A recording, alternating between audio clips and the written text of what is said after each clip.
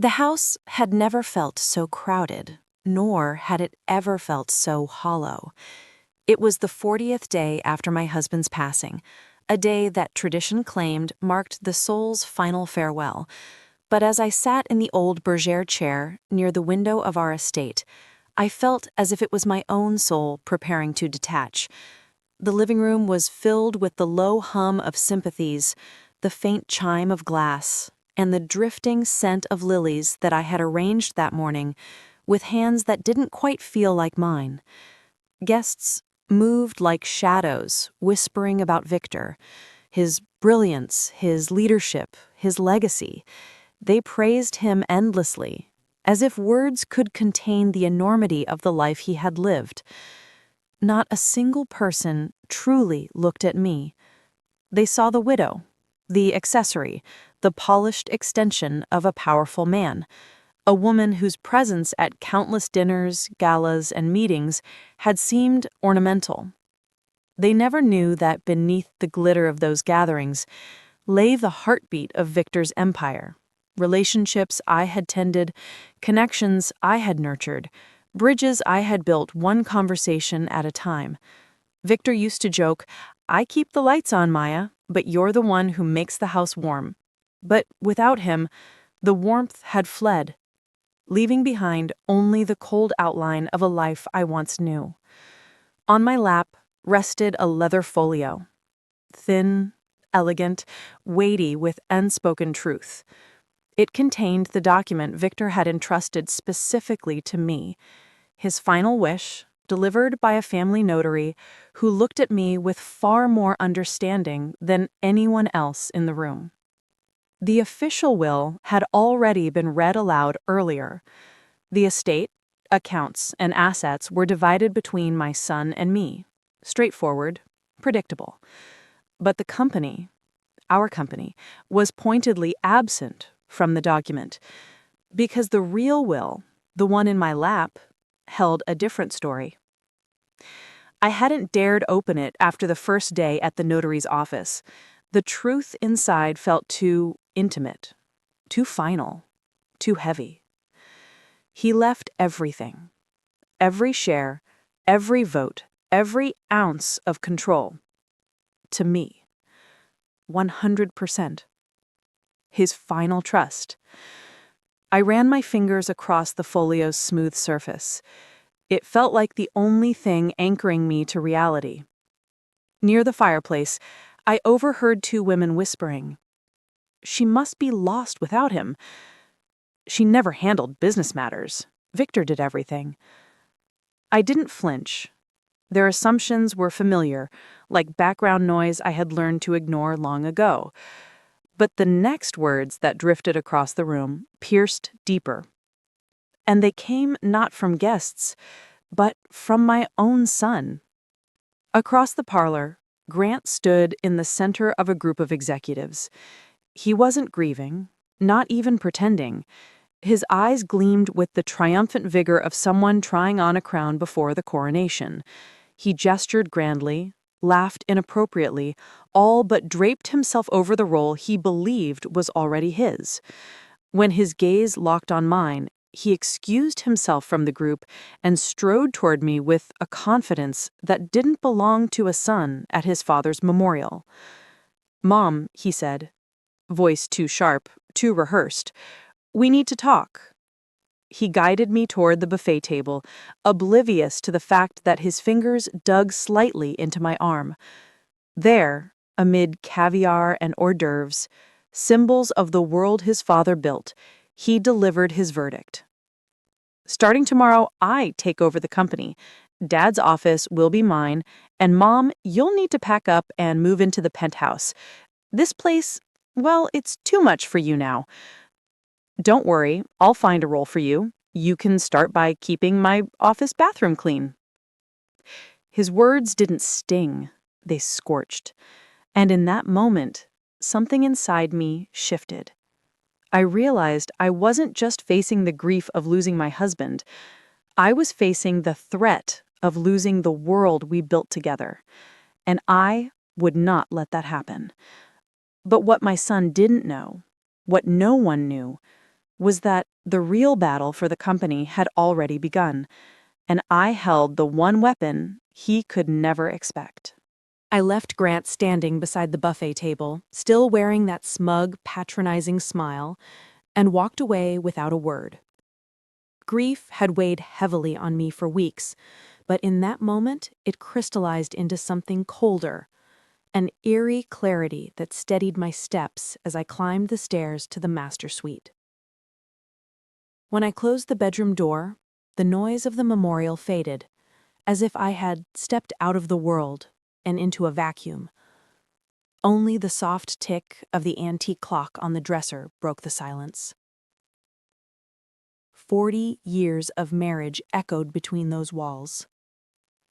40 years of partnership, of whispered strategy, of late-night talks where Victor spread papers across the bed and asked for my insight long before he asked any executive. And my own son. He dismissed it all as if I had been nothing more than a decorative shadow. Hours passed. The guests eventually left. The estate fell into a hush that wrapped around me like a shroud. Only then did I descend again, the leather folio tucked securely against my palm. The house smelled of melted candle wax and trampled lilies, their perfume cloying, heavy, almost suffocating. My steps carried me not toward the kitchen or the parlor, but down the dim corridor to Victor's study. Even before I stepped inside, I felt his presence. The rich oak paneling, the floor-to-ceiling shelves, the heavy desk that still bore the ring of his teacup. All of it was untouched since his final morning at home. I sat in his leather armchair, letting its familiar shape cradle me. The worn indentations were a relic of countless evenings where he had leaned back and mulled over decisions that shaped our empire. Our company isn't built on contracts. It's built on trust. Trust is the currency the world undervalues the most. Grant would never understand that. He saw figures, assets, profit margins. He didn't see people. My gaze drifted across the room, settling on the bottom drawer of the desk. A drawer only Victor and I ever touched. Inside lay a thick leather-bound journal. My journal.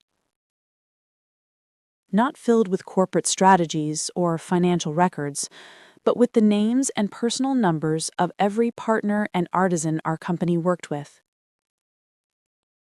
The chocolate makers in Brussels, whose children I congratulated each spring.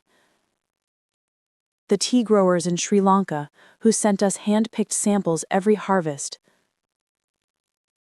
The caviar master in France, who spoke about his craft as though it were poetry. These weren't business contacts. These were relationships. My spider web, Victor used to call it. I opened to the page marked with a soft ribbon. Belgium. A name stared up at me. Charlotte Desmorais, my friend of 3 decades. The one who had stood beside me through every storm. I dialed. The phone rang long enough to stir a tremor of doubt before her familiar raspy voice answered. Maya! Oh, darling. Tell me. How are you holding up? Her warmth nearly broke me. It was as expected. Graceful enough. He was remembered well. But my voice trembled not with sorrow, but with the weight of what I had to do next. And how is Grant? She asked gently. I hesitated. Then I told her the truth, but not the whole truth yet. I simply said, changes were coming. That new leadership would bring a shift in tone. She went quiet, thoughtful. a child of modern times. Numbers over people. I understand. And then with quiet firmness, call me if you need anything. Anything at all. One thread of the web held firm. Next came Sri Lanka, Mr. Sunadin. Then France, Monsieur Larieux. 3 calls. 3 bonds reaffirmed. 3 reminders that the world Victor built was woven of loyalty, not leverage. As I closed the journal, the silence of the study felt different. Not empty. Not mournful. It felt powerful. Because now I understood, before any legal battle began, before wills were revealed and alliances exposed, the foundation of my plan had already been set in motion. And while I strengthened the old bonds that held our empire together, my son was preparing to destroy those very same ties, all in a single reckless morning he believed would crown him king. Dawn brushed the estate with a pale silver light when I finally rose from Victor's study chair. I had not slept, not even closed my eyes. Instead, I had waited, quietly, steadily, for the moment when the machinery of my son's ambition would begin to turn. Because I knew Grant. I knew his impatience, his hunger for authority, his desperate need to prove himself in a world he didn't understand. And I knew he would waste no time claiming the throne he believed was already his. While I brewed tea in the kitchen, Victor's favorite blend, though now it tasted like memory more than comfort, a distant door slammed. Heavy, purposeful strides echoed across the marble foyer. Then the front door closed sharply. He was gone, off to his first day in power. I pressed my palm to the warm ceramic of the teacup and pictured him stepping into the Sterling building, his chest puffed with pride, his chin lifted just a fraction too high. I knew exactly how the morning would unfold, because I had watched Victor live that same ritual for years, except Victor had walked with the weight of responsibility, not entitlement. Grant walked with the swagger of a boy who believed the world was already his. I imagined him arriving at precisely 9 o'clock, never earlier, certainly never later, because discipline to him was merely a performance. He would stride through the lobby with the air of a man entering his kingdom, not noticing the subtle scent of bergamot tea and polished wood that had always greeted Victor like an old friend. He would not appreciate it. He would smell only the potential profit.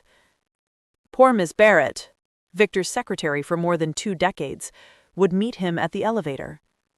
I could already picture her forcing a polite smile, offering condolences, only to receive a curt nod in response. Grant had never known the meaning of warmth.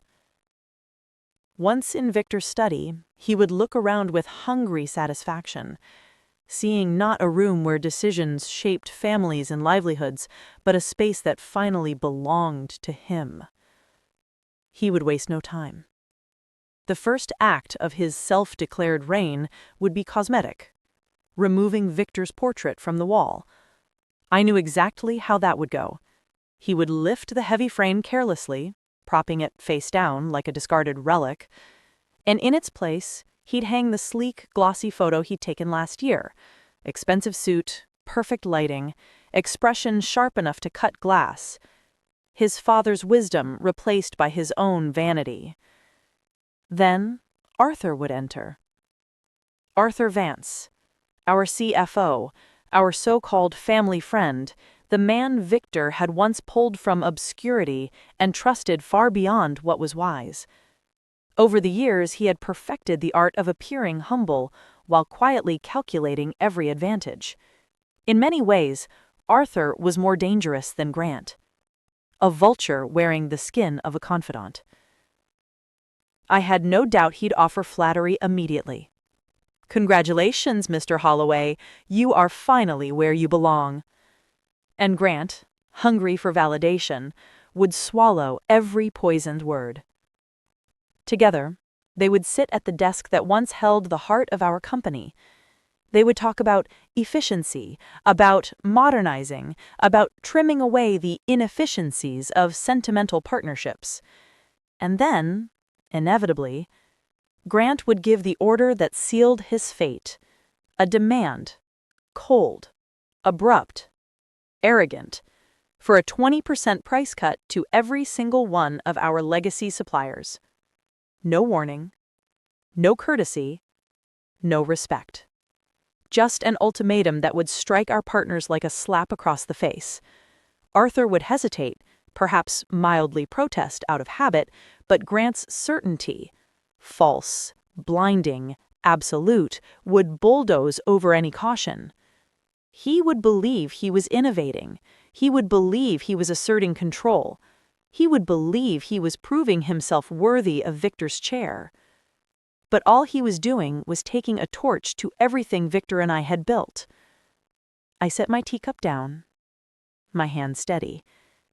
Because while Grant pressed send on those arrogant, destructive emails, I knew something he did not. He was not building a kingdom. He was lighting the fuse that would burn his own ambitions to ash. And by the next morning, the consequences of his arrogance would come crashing down. Silent, merciless, and far more devastating than he ever imagined. The aftermath of my son's grand initiative unfolded with a quietness so absolute it was almost eerie.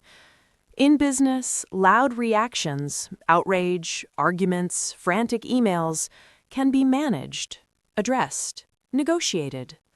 But silence is far more lethal. Grant didn't know that. Arthur didn't understand it either. But I did. While they congratulated themselves on their decisive leadership, believing they had successfully put our suppliers in their place, I was in the conservatory tending to Victor's orchids, a ritual that gave me peace when my mind needed clarity. The morning sunlight streamed through the glass, casting gentle warmth over the delicate blooms.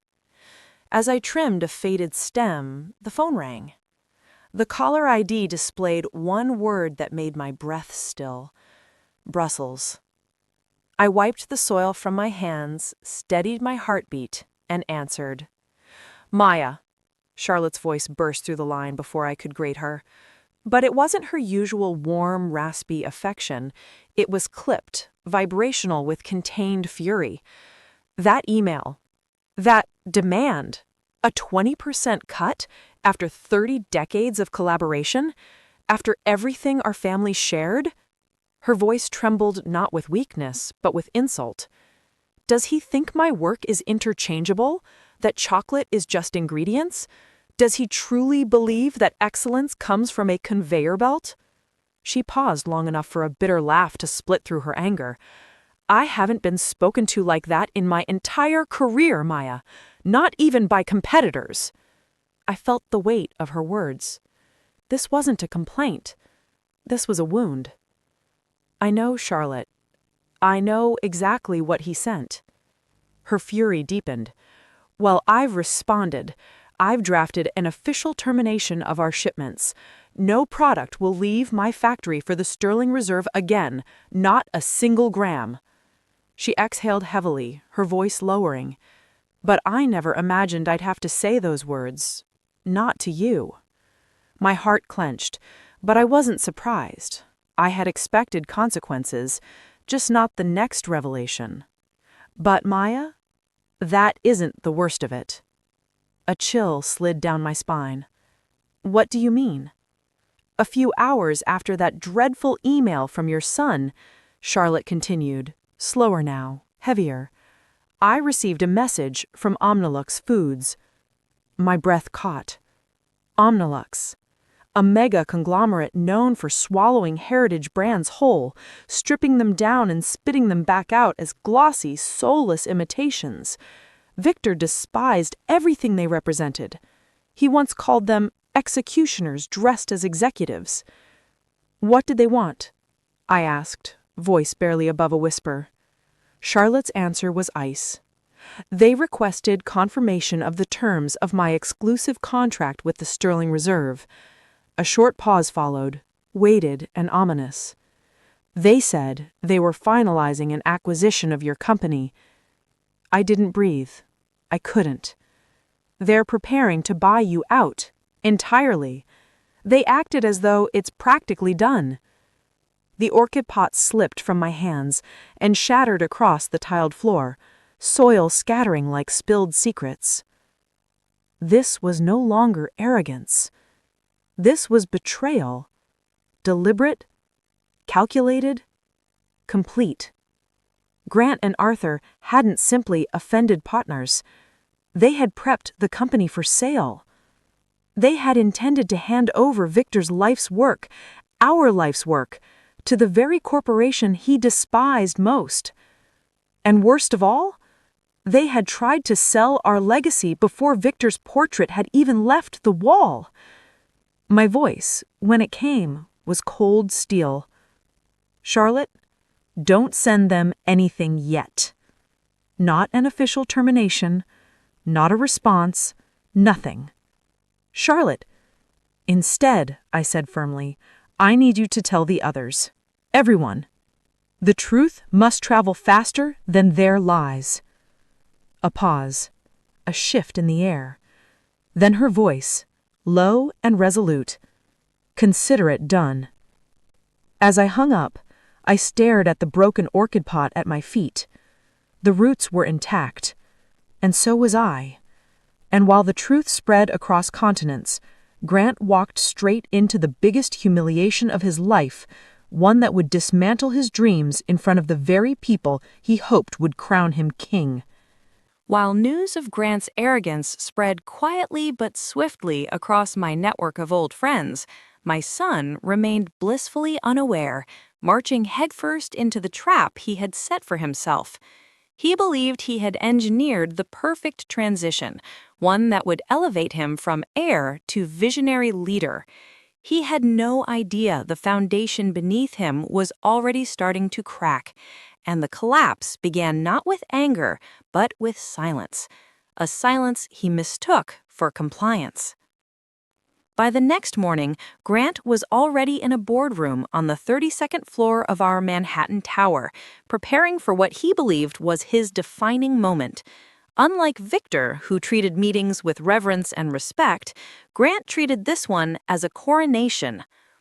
The room was glass-walled, sleek, intimidating, a place where futures were treated and empires bought. 3 representatives from Omnilux Foods sat at the polished conference table.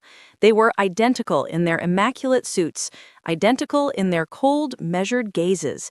They did not smile, not because they were unfriendly, but because emotions performed no function in their world. Grant must have felt exhilarated. He believed he was on the cusp of sealing a deal that would make him a titan. Standing before the enormous monitor, laser pointer in hand, he began his presentation, his grand show. Slides glowed with charts and projections he had barely reviewed, all crafted by Arthur to flatter Grant's delusions of competence.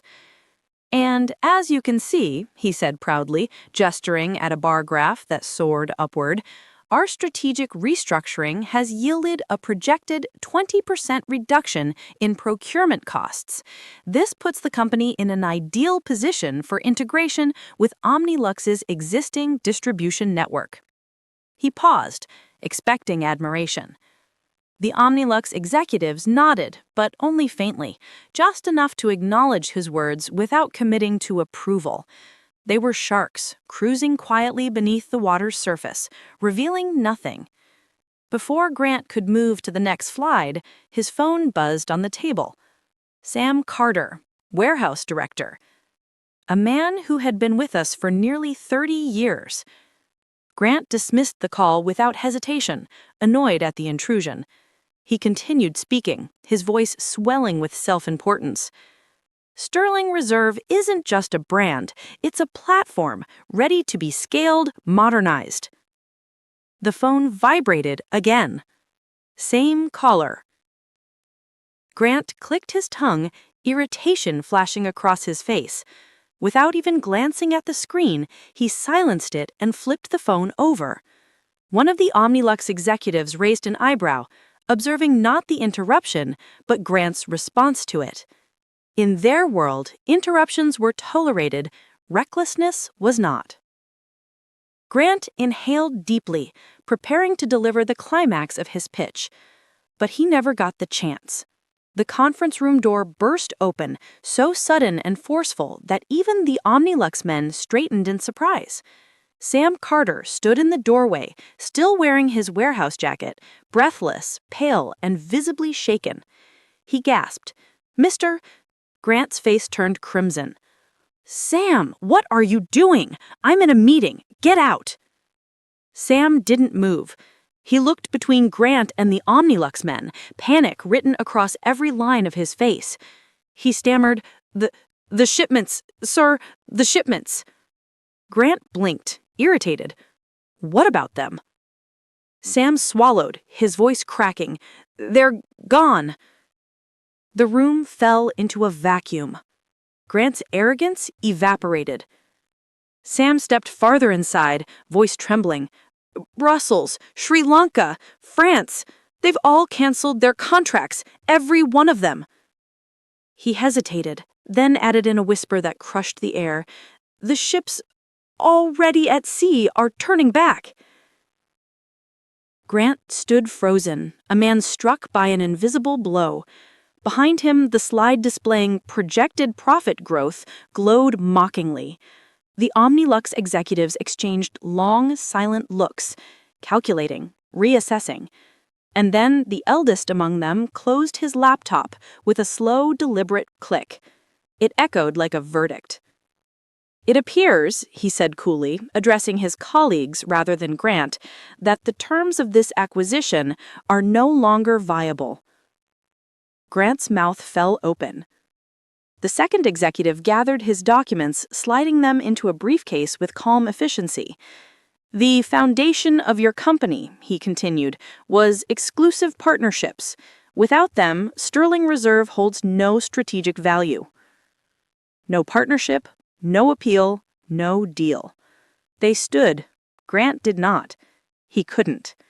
He just watched, stunned, pale, silent, as the men he'd hoped to impress walked out without much as a handshake. His empire had vanished before his very eyes, and he hadn't even realized he was the one who destroyed it. And while Grant's world collapsed in that sterile glass room, I waited for him at home, ready not with comfort, but with the truth he never imagined I possessed. The estate was unnervingly peaceful that afternoon, as if the walls themselves were holding their breath, waiting for the storm that was about to arrive. I did not hide. I did not retreat. I chose instead to remain exactly where I belonged, out in the rose garden, tending to the blooms Victor and I had planted together over the years. The sun cast a soft glow across the petals, warming the back of my neck as I trimmed a fading, blush-colored rose. The repetitive rhythm of the shears helped steady the quiet fury inside me. The garden smelled of earth and sweetness, life renewing itself without apology. Then, in the distance, the tranquility shattered. The sharp screech of tires ripped through the quiet afternoon, startling a flock of sparrows from the hedges. A car door slammed hard enough to echo across the grounds. Another followed. Heavy footsteps pounded across the gravel path, fast and irregular, the footsteps of men in panic, not purpose. I did not look up. "Mom!" Grant's shout tore through the still air. "Mom, where are you?"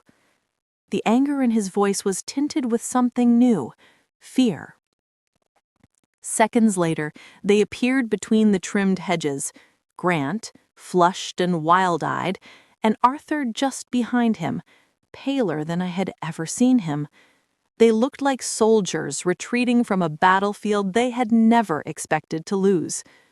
"There you are," Grant nearly stumbled forward, his breath unsteady. "What did you do?" I clipped a wilting rose, dropped it into my basket, and finally looked up at him. "What are you talking about, Grant?" "Don't play games," he snapped. "All of our suppliers canceled, every one. The contracts are done. Shipments reversed, production halted, everything. You must have called them. You sabotaged this." His voice cracked with desperation, and for a brief, fleeting second, I saw not an adult, not a leader, but the frightened boy I once held when thunderstorms frightened him.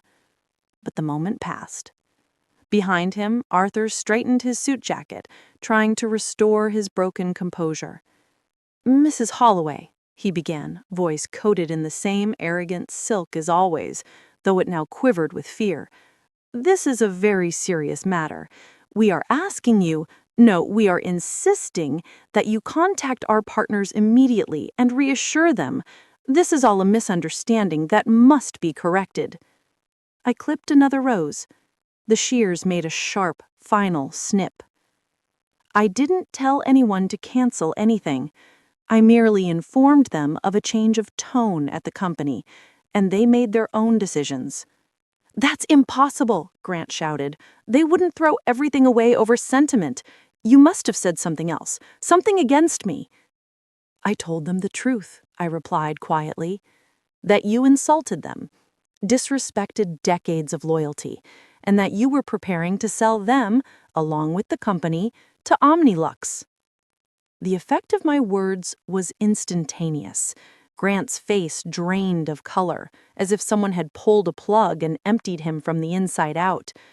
Arthur's reaction was sharper. His eyes widened in a flash of primal fear before narrowing quickly as he scrambled for control. "Mrs. Holloway," Arthur sputtered, "you are misinformed, grossly misinformed. You don't understand the financial state Victor left us in. Omnilux was a necessity, nothing more, a temporary solution." Grant seized the lie like a drowning man grabbing a floating plank. "Yes, Mom, we were saving the company. Dad left behind problems. You don't know the half of it. We were fixing it before telling you. We just need your signature now to finalize things." Arthur stepped forward, opening a folder and thrusting a set of documents toward me. "This," he said with forced confidence, "authorizing Grant to act as majority owner to stabilize the situation. Sign it now, and we might still salvage the deal." The roses swayed lightly in the breeze. A petal fell. I set down my shears and lifted the leather folio I had placed beside the bench. Victor's true final will. "You want me to sign something?" I asked softly.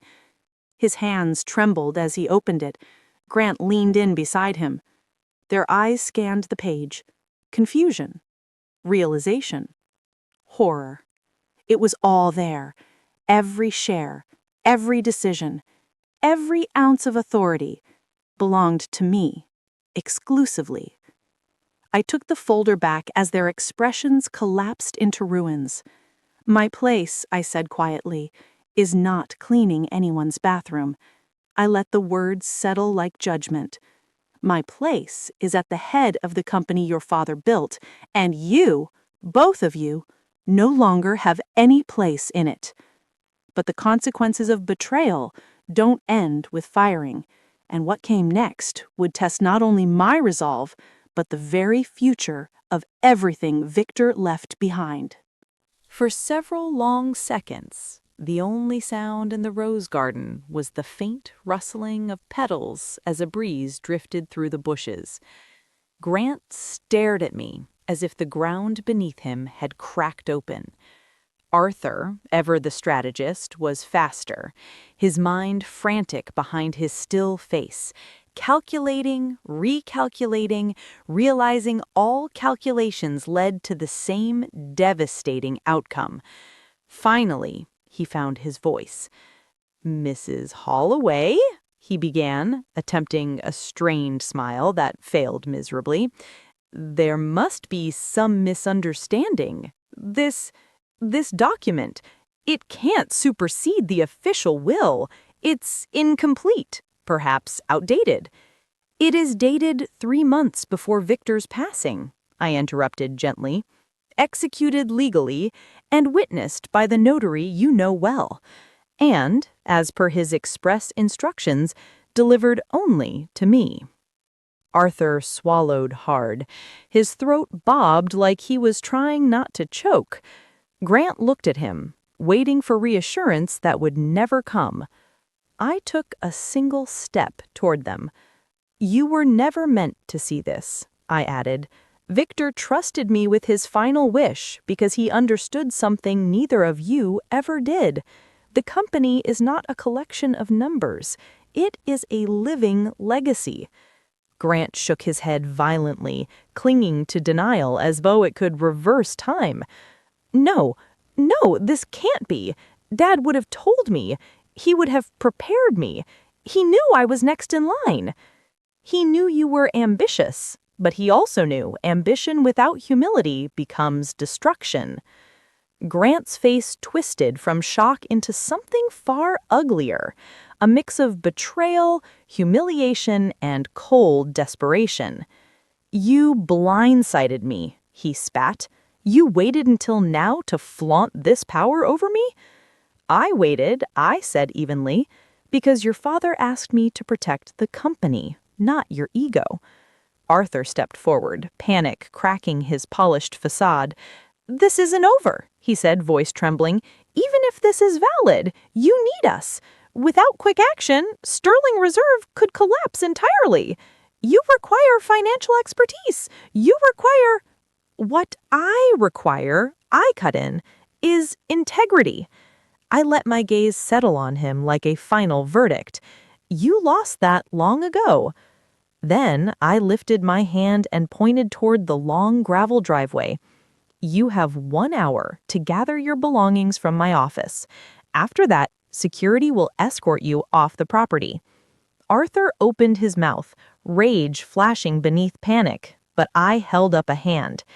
"And Arthur," I added calmly, "do not attempt to erase files, transfer funds, or conceal any record of your dealings with Omnilux. Legal proceedings begin tomorrow." His face collapsed. He understood. It was over. Then I turned to Grant. He looked like a man standing on the ruins of his own ambitions. "Mom," he whispered, "you're really doing this?" I searched his face, not for the son he once was, but for the man he had become, and the truth hurt more deeply than I expected. "You did this," I answered, "not me." Tears welled in his eyes, but they were tears of humiliation, not remorse. He looked away, jaw tight, shoulders trembling with fury he couldn't express. He turned sharply and stormed toward the house, Arthur trailing behind him like a wounded animal. Their footsteps faded. A door slammed, and then silence returned. I stood alone among the roses, a mixture of triumph and grief swirling in my chest. There was no victory in this moment, only the bitter satisfaction of doing what had to be done. I gathered my shears and basket, ready to return inside, when something unexpected happened. A single rose petal drifted onto my palm. Soft, weightless, alive. It reminded me of something Victor once said. "The hardest decisions are the ones that guard the roots. The branches may cry, but the roots endure." I closed my hand around the petal. Today I had protected the roots, but the storm was not over. Not yet. The next morning, I walked into the company as its true leader for the first time, and what awaited me behind those doors would decide whether the Sterling Reserve lived or died. The sun was barely cresting over the horizon when I arrived at the Sterling Reserve headquarters the next morning. The building towered over the street, bathed in a golden light that made its glass facade shimmer like a monument reborn. For years, I had entered through these doors quietly, usually accompanying Victor, sometimes visiting for social gestures, rarely for business. But this time was different. This time, I entered not as the founder's wife, but as the owner. The lobby staff straightened immediately when they saw me. Their surprise shifted into recognition, then into something I hadn't expected. Relief. Pure, unfiltered relief. "Mrs. Holloway," the receptionist said, standing quickly. "Good morning." "Good morning," I replied, offering a polite smile. "It's time." She nodded, as though she had been waiting for that sentence. Upstairs, the hallway outside the executive suite buzzed with nervous energy. Whispers drifted like faint currents. Shock at yesterday's supplier cancellations, confusion over Grant's abrupt departure, speculation about what would happen next. And then they saw me. Ms. Barrett, Victor's secretary for over 20 years, stood from her desk the moment I approached. Her eyes were red, but for the first time in weeks, her expression carried hope instead of dread. "Mrs. Holloway," she whispered, "welcome back." I placed my hand gently over hers. "Thank you, Margaret, for everything." Tears gathered in her eyes, but she quickly blinked them away and stepped aside. "Your office is ready." My office. When I entered the study, the room Grant had tried to claim as his own, an ache hummed in my chest. Grant's soulless, steel-framed portrait still hung on the wall. It looked stark and out of place, like a stranger intruding on a home. "Please remove that," I said quietly. Ms. Barrett didn't hesitate. She lifted the frame down, carrying it out with respectful care, but visible distaste, as though handling something toxic. And then I crossed the room to retrieve the portrait of Victor, the painting he had commissioned a decade earlier. His eyes, captured in warm brushstrokes, watched me with a hint of his old gentle humor. I lifted it myself, wiping away a thin layer of dust. "Welcome home," I whispered as I hung it back in its rightful place. After that, things moved quickly. I summoned the department heads, the legal counsel, the operations chief, and the logistics manager. As they filled the room, confusion flickered across their faces, but also trust. They had all known me for decades, through celebrations and losses, through every chapter of our shared history. I stood at Victor's desk, now mine, and addressed them with calm authority. "As of this morning, I am assuming full operational and executive control of Sterling Reserve." No murmurs, no protests. Only quiet, almost relieved attentiveness. I would continue. "All directives issued by Grant Holloway in the past 72 hours are nullified effective immediately." Heads nodded, shoulders relaxed. The tension in the room softened like a taut thread severed. Then I laid down my first two official actions. 1. A formal cease and desist notice to Omnilux Foods, declaring their acquisition claims fraudulent and unwelcome. 2. An internal directive authorizing a full legal investigation into the actions of former CFO Arthur Vance, including fraud, conflict of interest, and attempted sabotage. The legal team did not question me. They moved with purpose, swift, precise, galvanized by the clarity of leadership they had desperately needed. And once the formalities were set in motion, I did something unprecedented. I packed a single carry-on suitcase, walked out of the office, and headed straight for the airport. Not to negotiate, not to beg, not to repair what Grant had broken, but to visit the people who had always stood by us. My first stop was Brussels. When I entered the small, historic restaurant off the Grand Place, Charlotte was already seated at our favorite table, a candle flickering between us. The aroma of warm bread and dark cocoa enveloped the room. She stood the moment she saw me. "Oh, Maya." We hugged, long, tight, wordless. Over a dinner of wine and memories, we didn't talk contracts or shipments. We talked about our husbands, our children, our joys, our griefs, the things that had always tied us together beyond business. Finally, as the plates were cleared, she squeezed my hand. "You saved the company, but you also saved us, all of us." I breathed deeply, letting her words settle. This wasn't just about reclaiming control. It was about restoring a bond that had never been merely transactional. But the true test of legacy isn't what you save from collapse. It's what you build afterward. And mine would begin with a single, unexpected creation that would change everything. Several months passed like the turning of pages in a well-worn book, quietly, steadily, and filled with a sense of renewal I hadn't expected to feel again. Winter's chill softened into spring, and soon after, summer's warmth settled over the Sterling Reserve like a blessing. By then, the chaos of Grant's actions had faded into memory, replaced by a company slowly finding its rhythm again. Our partners have resumed production. Our warehouses hummed with the familiar sounds of work. The employees no longer walked with uncertainty in their eyes, but with purpose. And I, for the first time in decades, felt not like someone preserving Victor's legacy, but someone beginning to build my own. One bright June morning, I stood in the tasting room, an airy, sunlit space filled with polished oak counters and rows of delicate glass jars. This place had always been Victor's sanctuary, his creative workshop, and yet today it felt undeniably like mine.